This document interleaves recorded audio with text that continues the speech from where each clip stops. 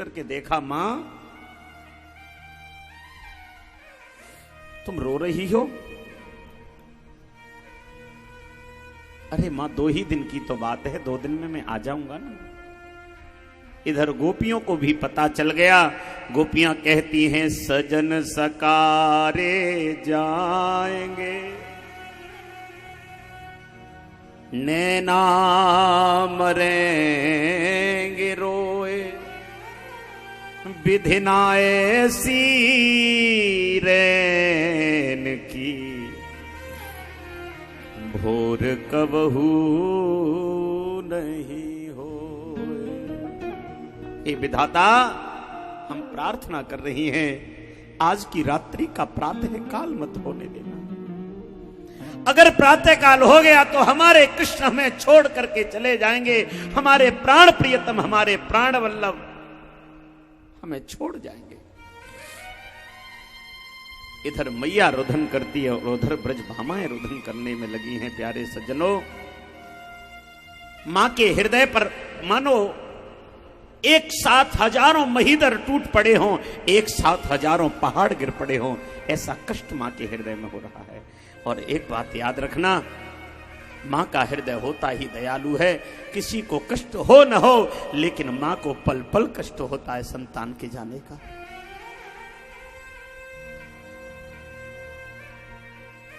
आज प्रातः काल हो गया, मैया अपने कन्हैया को स्नान करा रही हैं। स्नान कराते समय रोने लगी, कल से मैं किसको स्नान कराऊंगी?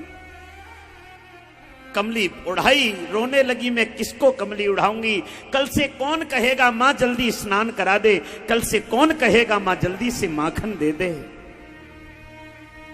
सजा करके कृष्ण को रथ में बैठा दिया।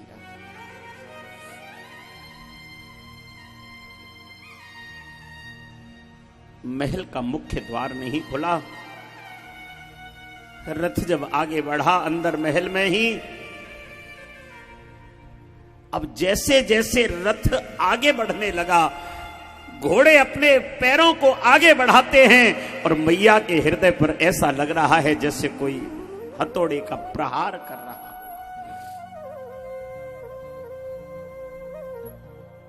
नंद बाबा ने जब देखा मैया की ओर तो कहा, देवी क्यों रो रही हो? आज तो तुम्हारा कृष्ण अपने असली माता पिता के पास जा रहा है। प्रिय सज्जनों, जब आज नंद बाबा ने यह बताया कि असली माता पिता के पास जा रहा है, आज तक मैया यशोदा को यह थोड़ी मालूम था कृष्ण मेरा पुत्र नहीं। मैया कहती है, कैसी बात करते हो मेहर, क्या कन्हैया मेरा लाल नहीं है, मेरा पुत्र नहीं है? हां भाग्यवान। नजरें नीचे को हो गई नंद बाबा की और कहा, कृष्ण तेरा पुत्र नहीं है। क्या बीती होगी उस मां के हृदय पर उस समय, कितना बड़ा घाव हुआ होगा मां के हृदय पर। आज 7 सीढ़ियों के ऊपर मां यशोदा खड़ी है, छलांग लगा दी, कन्हैया बेटा एक पल के लिए रथ को रोक ले, मेरी अंतिम एक आवाज सुन ले। दौड़ पड़े कन्हैया, देख करके पीछे रथ से कूद गए और दौड़ करके आए। मैया ने कृष्ण को अंग में भर लिया और कहा, लाल एक बात याद रखना मेरी, एक मेरा निवेदन है मेरे पुत्र तुमसे। मां तू मेरे हाथ जोड़ रही है, बात क्या है? तो मां ने कितना मार्मिक बात कही है, बेटा अगर कभी, आज मुझे पता चल गया है कि तू मेरा पुत्र नहीं है, लेकिन कभी अगर समय मिले तो इस बूढ़ी यशोदा मैया को याद कर लेना। आज पहली बार मेरे कन्हैया के नेत्रों से झरझर आंसू बहने लगे और कृष्ण कहते हैं, मां कैसी बात करती हो, ये कृष्ण तेरा पुत्र था, तेरा पुत्र है और तेरा ही पुत्र रहेगा। मैया ये कृष्ण तुझे नहीं भूल सकता है, नहीं भूल सकता है तुझे।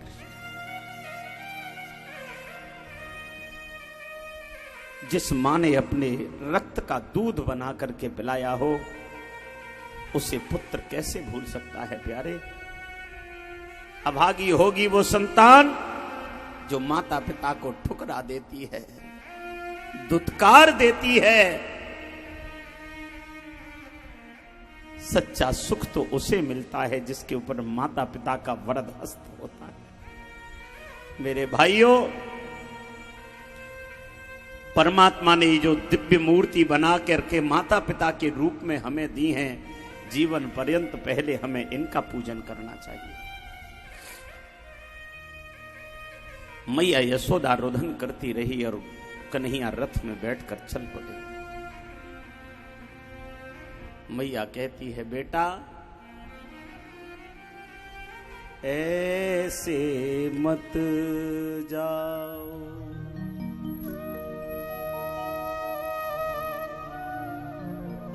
ऐसे मत जाओ, श्याम ललनवा ललनवा तुम बिन कैसे जिए।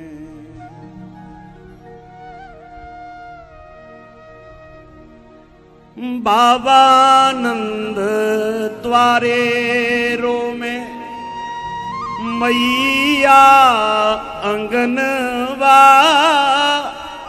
सखिया वीरो में असुआ ढा।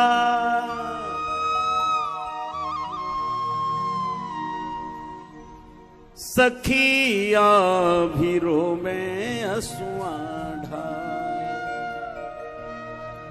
झरझर अखियों से बहते है धारा, ललनवा तुम बिन कैसे जिए।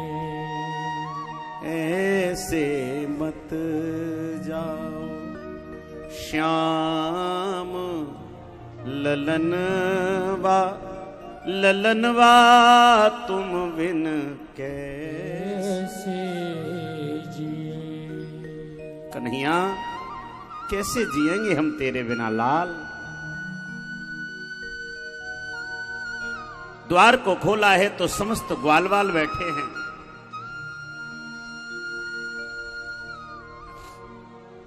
ग्वालवाल कहते, कन्हैया लाला, आज के बाद हम तुझे गौचारण के लिए नहीं ले जाएंगे, तेरी गायों को हम चराएंगे, तू बैठ करके हुक्म करना। लेकिन गोपाल, कन्हैया हमको छोड़ के मत जा लाला। मित्र भी रोने लगे। भगवान कहते, तुम सब मेरे साथ चलो। मार्ग में जा रहे हैं तो क्या देखा, किशोरी राधा रानी मार्ग में सो रही। मार्ग में सो रही हैं किशोरी राधा रानी। कन्हैया ने कहा, किशोरी ये क्या है?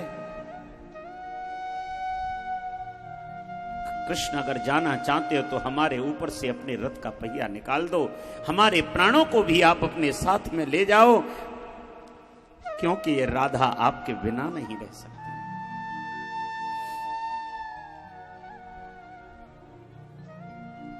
कन्हैया ने अपनी मुरली निकाल करके किशोरी राधा रानी को दे दी।